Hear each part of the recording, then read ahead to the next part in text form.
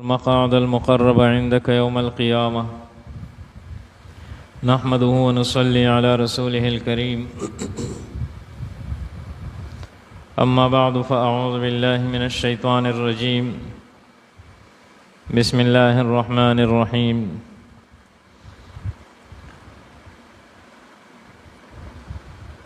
وبالسند المتصل منا إلى أمير المؤمنين في الحديث أبي عبد الله محمد بن إسماعيل بن إبراهيم بن بردزبة الجعفي اليماني البخاري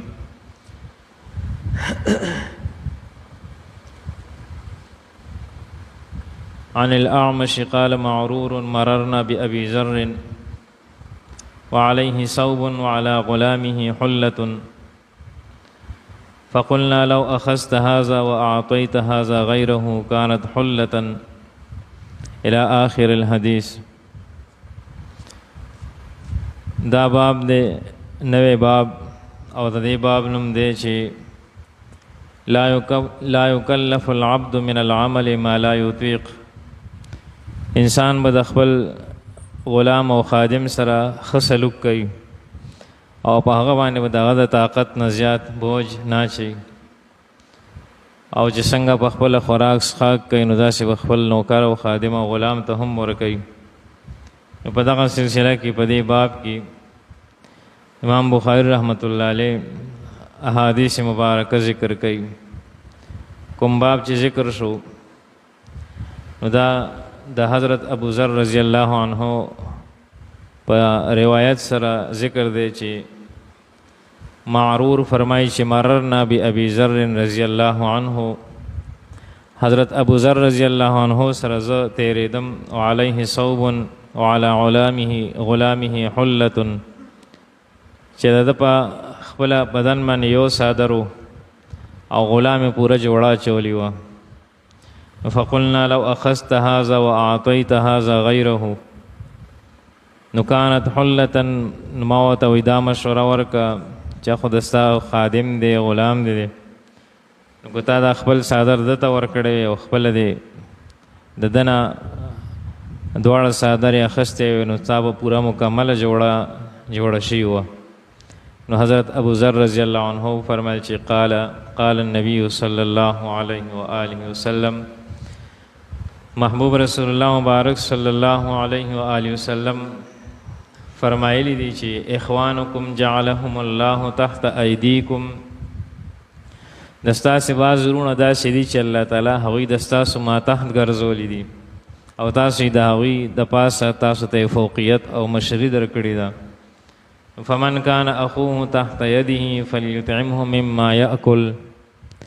د چا چې مسلمان رول ما تحتی غلامی خادمی نو دې په هغه باندې داسې خوراک کوي څنګه چې خپله خوري. وليلبسه مما يلبس او داسې لباس ته ورته ورکوي څنګه لباس چې په خپله اچوي. ولا يكلفه ما يغلبه او په هغه باندې دومره بوج نه اچوي چې هغه یې نشي اوچتولی. فإن كله ما يغلبه فليعنه عليه او که داسې بوج چې پې واچلو چې هغه یې په یوازې نشي اوچتولی نو بیا دې د هغه سره دی هم مدد وکړي په هغه باندې دی ظلم نه کوي. نو دغه رنګې بل باب هغه ذکر کوي چې باب نفقة الرجل على عبده وخادمه صدقة. انسان چې په خپل اهل و عیال باندې په خپل خادم او نوکر باندې او په خپل کور والا باندې کومه خرچه کوي نو په هغې باندې دته د صدقې او د خیرات ثواب ملاویږي. عن المقدام رضی الله عنه سمع النبي صلی الله علیه وآله وسلم یقول. دا ډومبنی حدیث مبارک د حضرت مقدام رضی الله عنه نه روایت دی چې هغه فرمایي چې ما د محبوب رسول الله مبارک صلی الله علیه وآله وسلم نه واورېدل چې هغوی فرمایل ما اطعمت نفسك فهو صدقه. هغه خوراک چې د پخپله کې او تاسو ته ضرورت دی په خپل ځان باندې ته کومه خرچه دپاره د خوراک کې نو په هغې تا ته د صدقې او د خیرات ثواب ملاویږي. او ما اطعمت ولدك وزوجتك وخادمك فهو صدقه. او هغه طعام او خوراک چې ته په خپل اولاد باندې کوي او په خپل بیبي باندې کوي او په خپل خادم او نوکر باندې کوي نو فهو صدقه په هغې باندې هم تا ته د صدقې او د خیرات ثواب ملاویږي. بل حدیث مبارک ذکر کوي د حضرت ابو هریره رضی الله عنه نه روایت ده. قال قال رسول الله صلی الله علیه و آله وسلم چې محبوب رسول الله مبارک صلی الله علیه و آله وسلم او فرمایل خیر الصدقه ما بقى غنا، بهترین صدقه هغه ده چې انسان وسوي او د ورکی او خپل ضرورت او د خپل اهل او عیال ضرورت پوره کړي، د هغې نه پس کومه صدقه ورکوي نو هغه بهتره صدقه ده. هغه به انسان په اخلاص سره د زړه په مینه باندې ورکوي. او بیا فرمایل نبی علیه الصلاۃ والسلام چې والید العلیا خیر من الید السفلی، کوم لاس چې ورکون کې وي نو هغه اوچتي او کوم لاس چې اخیستون کې نو هغه ښکته وي. اخیستون کې لاس چې وي چې هغه د بل نه اخلي نو هغه ښکته وي، او څوک چې ورکوي نو هغه ورباندې وي، هغه د بره نه داسې ورکړه کوي، او اخیستون کې لاس هغه داسې ښکته وي. نبی علیه السلام او فرمایل چې ورکون کې لاس اوچت لاس هغه بهتر دی د ښکته لاس نه، یعنی تاسو ورکون کې جوړ شئ او سوال کوون کې مو جوړېږئ. وابدأ بمن تعول، او چې کله ته صدقه کې خیر خیرات کې نو د خپل اهل و عیال نه شروع واچو، د خپل اهل و عیال او خپل بیبي بچو نه شروع واچو، اول په هغوی باندې خرچه وکړه.